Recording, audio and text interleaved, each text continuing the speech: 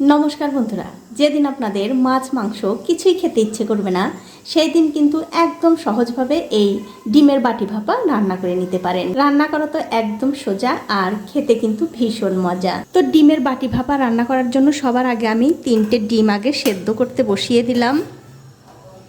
আর ডিমগুলো সেদ্ধ করার সময় দিয়ে দিচ্ছি একটুখানি নুন। এতে করে কি হবে, ডিমগুলোর যখন খোসা ছাড়াবেন তখন কিন্তু খুব সহজেই এই খোসাগুলো উঠে আসবে। এখন একটা ঢাকা দিয়ে মিনিট 5 সময় ধরে এই ডিমগুলো সেদ্ধ করে নিতে হবে। ওদিকে ডিম সেদ্ধ হতে হতে বন্ধুরা এদিকে আমাদের একটা মশলা তৈরি করে নিতে হবে। তার জন্য একটা মিক্সিং জারে দিয়ে দিচ্ছি 2 চামচ সাদা তিল, আর দিয়ে দিচ্ছি 2 চামচ সাদা সর্ষে। আপনাদের ঘরে যদি সাদা তিল না থাকে সেক্ষেত্রে আপনারা কিন্তু পোস্তও দিতে পারেন।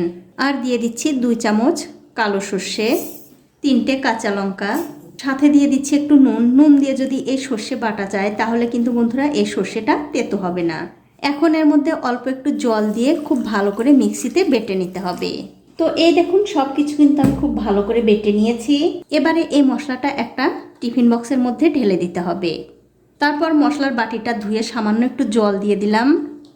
এখন এর মধ্যে দিয়ে দিচ্ছি একটুখানি লঙ্কার গুঁড়ো, সামান্য একটু হলুদের গুঁড়ো, আর দেবো একটু জিরার গুঁড়ো।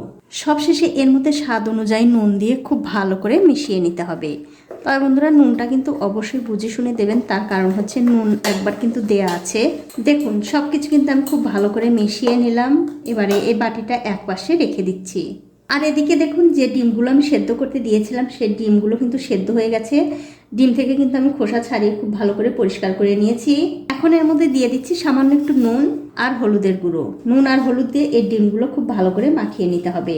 আর বন্ধুরা এই ডিমগুলো মনে হয় দোকান থেকে একটু ফাটা ছিল, তার জন্য সেদ্ধ করতে ফেটে গেছে, এর জন্য আমি কেটে দিলাম না। আপনাদের ডিম যদি এরকম গোটা গোটা থাকে তাহলে কিন্তু অবশ্যই একটুখানি এরকম করে কেটে নেবেন। দেখুন নুন আর হলুদ দিয়ে কিন্তু ডিমগুলো খুব ভালো করে মাখিয়ে নিয়েছি।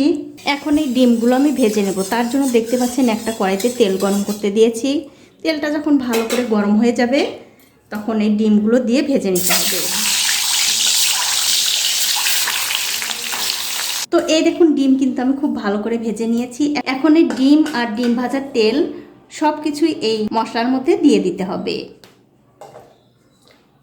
তারপর একটু ভালো করে উল্টে পাল্টে এই ডিম আর মশলাটা ভালো করে মিশিয়ে দিতে হবে। দেখুন সব কিছু কিন্তু আমি খুব ভালো করে মিশিয়ে দিলাম।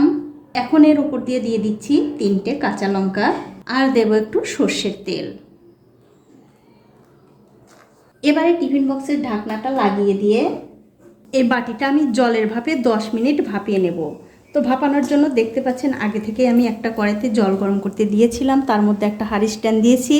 এবারে গ্যাসের ফ্লেমটা মিডিয়ামে রেখে 10 মিনিট ভাপ দিয়ে নেব। আর অবশ্যই কিন্তু ওপরে একটা ঢাকনা দিতে হবে।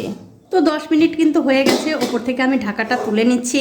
তুলে নিয়ে গ্যাসের ফ্লেমটা বন্ধ করে দিয়ে এই টিফিন বক্সটা আমি খুব সাবধানে কড়াইয়ের মধ্যে থেকে তুলে নিয়ে একটু ঠান্ডা করে নেব। তো এই দেখুন বক্সটা কিন্তু আমি একটু ঠান্ডা করে নিয়েছি। এখন আমি খুব সাবধানে এর উপর থেকে ঢাকাটা খুলে নিচ্ছি।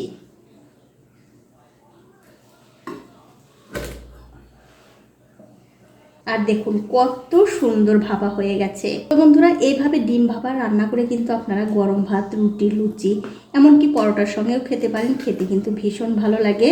আর একদিন হলেও বানিয়ে খেয়ে আমাকে কমেন্ট করে জানাতে ভুলবেন না আপনাদের কেমন লাগলো। তো বন্ধুরা আজ এই পর্যন্তই, দেখা হবে অন্য কোনো নতুন ভিডিও নিয়ে।